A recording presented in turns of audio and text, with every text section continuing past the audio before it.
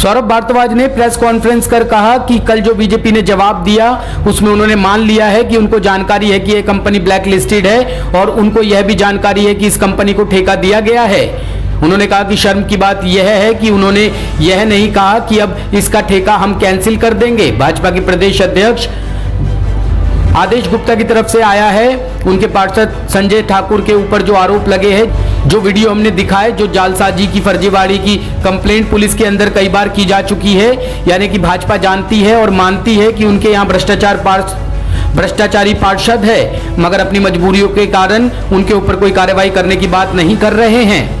आज हम आपके सामने एक और मामला लेकर सामने आए हैं। शास्त्री पार्क फर्नीचर मार्केट में 2 दिन पहले आग लग गई थी।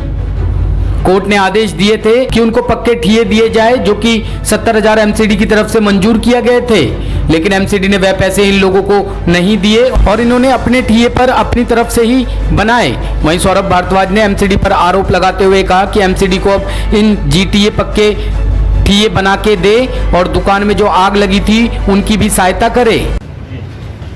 नमस्कार दोस्तों, कल हमने प्रेस वार्ता करके ये बताया था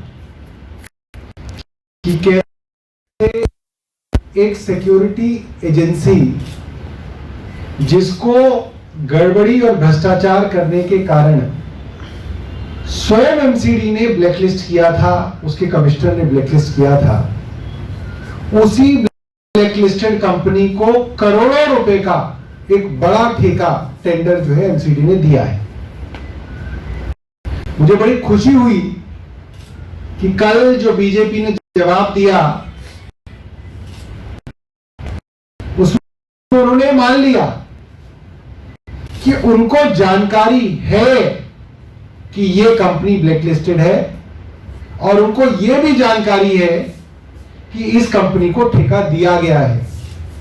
शर्म की बात यह है कि उन्होंने ये नहीं कहा कि अब इसका ठेका हम कैंसिल कर देंगे, या जिस अधिकारी ने या जिन नेताओं ने ये गड़बड़ी की है उनके ऊपर हम कार्रवाई करेंगे। ऐसी कोई बात और ऐसा कोई आश्वासन भाजपा के प्रदेश अध्यक्ष आदेश गुप्ता की तरफ से आया है, मतलब उन्होंने मान लिया। दूसरा, उनके पार्षद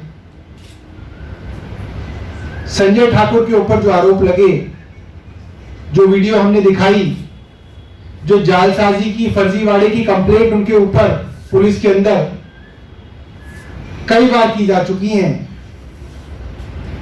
बिजली चोरी तक के लिए 3.5 लाख रुपए का जुर्माना काउंसलर साहब की पत्नी के ऊपर मिलने लगा है, उसके ऊपर भी भाजपा ने मौन धारण कर रखा है। यानी कि भाजपा जानती है और मानती है कि उनके यहां भ्रष्टाचारी पार्षद हैं, मगर अपनी मजबूरियों के कारण उनके ऊपर कोई कार्रवाई करने की बात नहीं कर रहे हैं।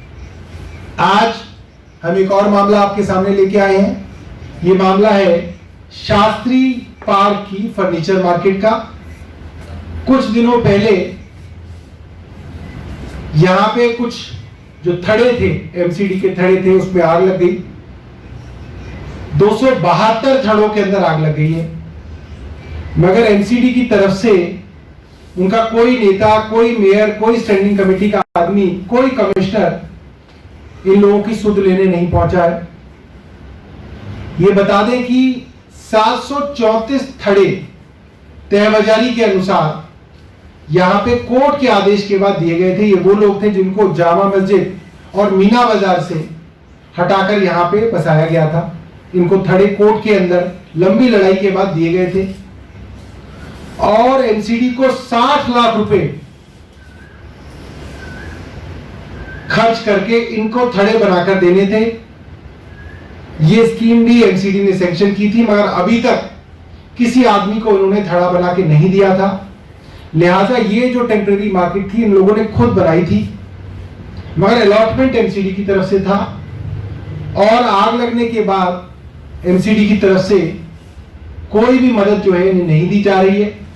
हम एमसीडी से मांग करेंगे कि 60 लाख रुपए का जो पैसा सैंक्शन किया गया था इन गरीब लोगों को अब उस 60 लाख रुपए का करीब 734 थड़े बनाकर इन लोगों की मदद की जाए और जिन लोगों को की दुकानें जिनमें आग लग गई है उनके अंदर भी एमसीडी थोड़ी सी उनकी सुध ले।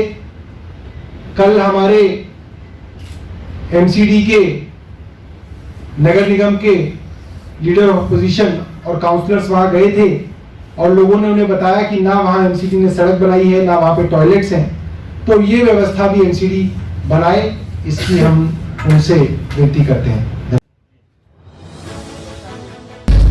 टॉप स्टोरी ब्यूरो के लिए दिल्ली से रवि डालमिया की रिपोर्ट।